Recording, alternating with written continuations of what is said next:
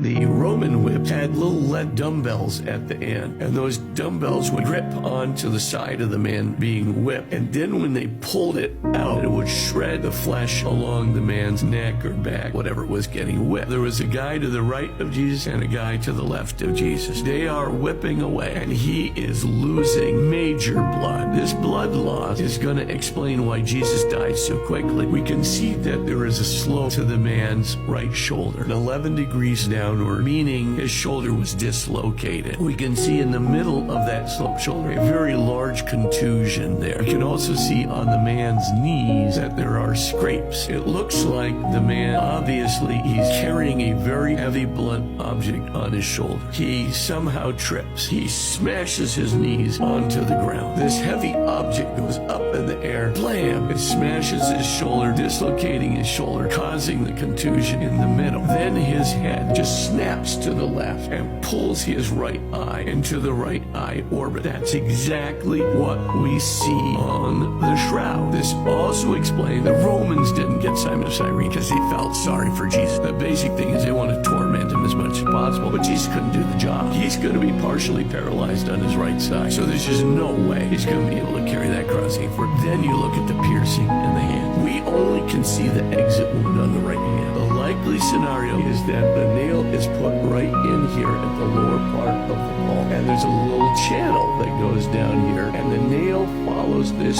track and comes right out there, exactly at the angle of the exit in the man's hand. The amount of pain, because there's a complex of nerves, so when you're hanging there, your diaphragm is fully distended. You're not going to be able to breathe. You've got to pull yourself up. Ripping against your own flesh. Ripping against your flesh. And by the way, this guy was not nailed to a little ledge on the cross. His foot is literally nailed to the wood of the cross. A man in that shroud definitely was crucified with a crown of thorns. And not only that, the thorn that was used in the crown is called a Syrian Christ thorn, a very long, curved thorn that embeds itself, penetrate into the nerve in the skull, and was terribly painful. The body that lay in that tomb was crucified in exactly the way described in the gospel narrative. No question in my mind.